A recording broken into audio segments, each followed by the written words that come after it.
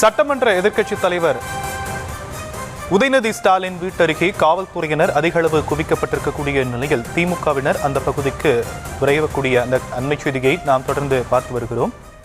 இது பற்றி பேசுவதற்காக மூத்த செய்தி ஆசிரியர் திரு கலைமாறன் அவர்கள் நம்மோடு இணைப்பில் இணைந்திருக்கிறார். அவரிடம் பேசலாம். சார், நம்ம இந்த வழக்கு குறித்து ஏற்கனவே நிறைய விஷயங்களை குறிப்பிட்டு பேசியிருந்தோம். திமுகவினர் இப்போ அதிக அளவு அங்கே குவியக்கூடிய ஒரு சூழல் ஏற்பட்டிருக்கு. இப்போ காவல்துறை தரப்புல இருந்து அடுத்த கட்ட நடவடிக்கை என்னவாக இருக்க போகுது? கைது செய்கிறாங்களா? என்ன விஷயங்கள் செய்ய போறாங்க அப்படிங்கிறது பொறுத்திருந்து பார்க்க வேண்டியிருக்கு சார். இப்போ காவல்துறையில தவிகவினர் உதயநிதி மீது புகார் கொடுத்திருக்கிறாங்க. அவர் மீது வழக்கு பதிவு செய்யப்படணும் அப்படின்னு. இது மாதிரியான வழக்கு, இந்த மாதிரியான விவகாரங்கள்ல என்னென்ன வழக்குகள் பதிவு செய்யப்பட வாய்ப்பு இருக்கு சார்? நான் உங்கள் கேள்விக்கு நான் பதில் சொல்கிறதுக்கு முன்னாடி இந்த காட்சிகளை கொஞ்சம் விவரிச்சுட்டு நான் அடுத்த பதிலுக்கு போகிறேன்.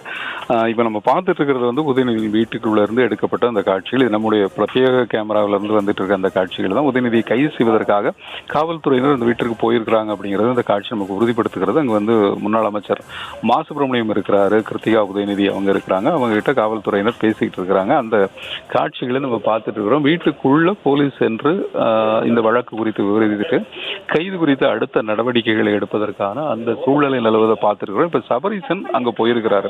உதயநிதியோட வீடு வந்து நீலாங்கரையில் வந்து சன்ரைஸ் அவென்யூ அப்படிங்கிற இடத்துல இருக்கிறது. அந்த சன்ரைஸ் அவென்யூவில் இருக்கக்கூடிய உதயநிதியின் வீட்டிற்கு தான் வந்து காவல்துறையினர் போயிருக்கிறாங்க. வீட்டுக்குள்ளே போய் காவல்துறையினர் பேசிக்கிட்டு இருக்கிற அந்த காட்சிகளை நம்ம பார்த்துட்டு இருக்கிறோம்.